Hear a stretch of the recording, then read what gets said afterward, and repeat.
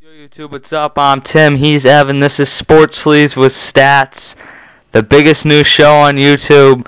First episode we did of this on this, we do the kashkellyandac sports report on this channel too, but the first episode we do of Sports Sleez with Stats is up to about 2,000 views, so it was a big success, so we're going to keep doing it. That being said, we got some new Sports Sleez. Evan, read off the quote. Angel Pagan of the Mets had an interesting quote when asked if he felt like the Mets could kind of contend in the NL East this season. Angel Pagan said that the Mets, when they're healthy, could beat the Philadelphia Phillies, or at least give them a fight in the NL East. He's saying pretty much about how the Phillies are way too big, even though they had a Cliff Lee. He thinks they can beat them. But first of all, why is Angel Pagan talking? Like, 2 years ago. I've heard of this guy like one time. Maybe one time I heard of this guy. No, I mean, he's a respectable player. He's decent. Yeah. He's had a couple decent seasons. But he's a fourth outfielder on a real team. I mean, let's look at this honestly. I know I'm a Phillies fan and all. Evan's a Red Sox fan, but he likes the Phillies too. The bottom line with this whole thing is I'm not going to be a homer here and say that no one could possibly touch the Phillies, but it's going to take a lot. That being said, if anyone touches the Phillies, it's going to be anyone but the Mets. The Mets just don't have a team there. They don't have pitching. Their ace going into the season, if Johan Santana doesn't come back, is going to be someone like R.A. Dickey. I mean, come on. R.A. Dickhead's going to be your number one pitcher, and you're going to win? I mean, that's a joke to me. The Mets, they talk too much. And usually they have someone that they bring in that's worth talking about. They haven't done shit this offseason. Their big accusation's Chris Young. I mean, come on. The Mets... Here, Evan, say something. If they can prove me wrong, then I'll take my word on it, but I just can't see this.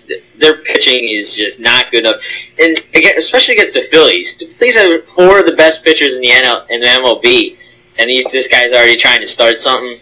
Well, I mean, if you're gonna win, I think he's watching the Jets a bit too much, who can talk because they're good enough to talk. The Mets, I mean, come on. The Mets have been a fourth-place team the last 2 years. They have the record now. What the Mets do every year now, they're good for the first couple months, and then they fade. That's basically what the Mets have done.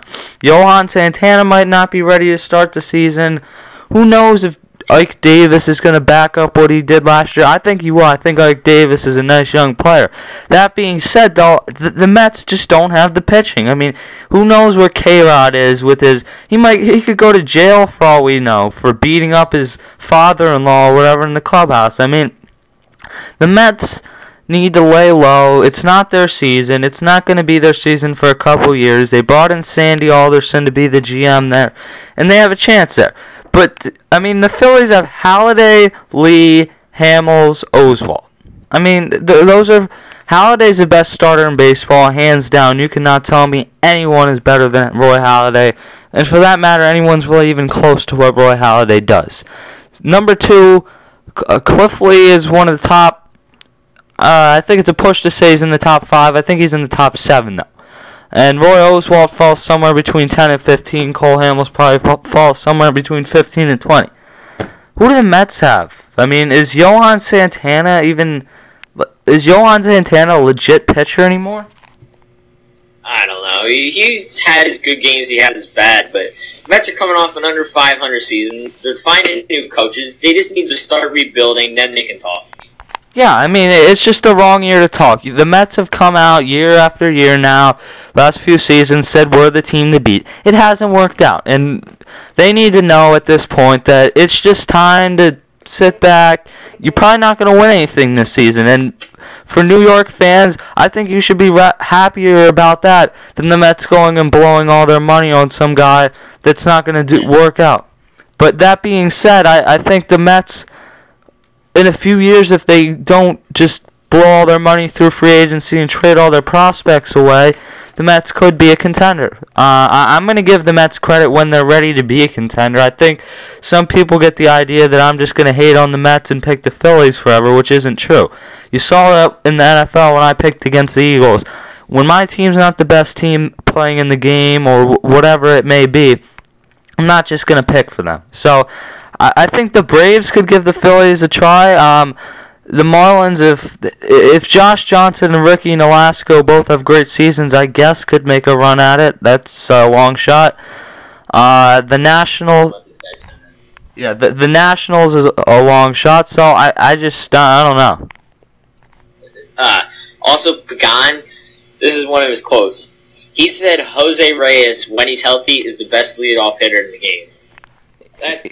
Yeah, it might be. He might be. I mean, Jose Reyes is a nice hitter. I think he's very overrated. I don't think he's in the best shortstops. I don't think he is the best shortstop in baseball. I think he's given credit to be where Jimmy Rollins used to be with the 25 home runs, like where Rollins was with the MVP. People try to say that he had the same impact. Jose Reyes is a guy that's going to hit you 280, have 10 home runs, and have 60 RBIs and steal 70 bases, which is a pretty nice season. He's a good leadoff hitter. He's a good shortstop, but he's not great, and I think people need to sit back and realize that he isn't great. Yeah, the Mets need to realize that they're a rebuilding team. They need to rebuild themselves back up and work on some things, get some new players, and then talk. Albert Pujols is a free agent next season. You could trade Ike Davis for a pitcher, sign Albert Pujols. That's worth your money. Your money's going to a good place if you sign Albert Pujols. That to me is a no-lose situation. The Mets probably are going to have the money with... I'm reading off MLB trade rumors the other day, and it said that Beltran's coming off the books. They have some guys coming off the books. If they want to go do that, they can do it. The problem is, the Mets just still do not have a legit pitcher.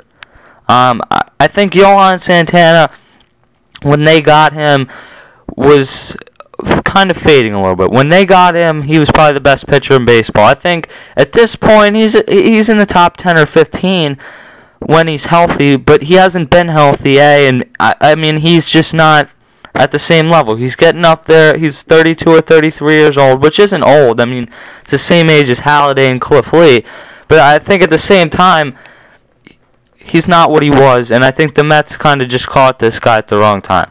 I'm Tim, he's Evan, this is Sports Sleez with Stats, YouTube's favorite new sports show. We'll see you later.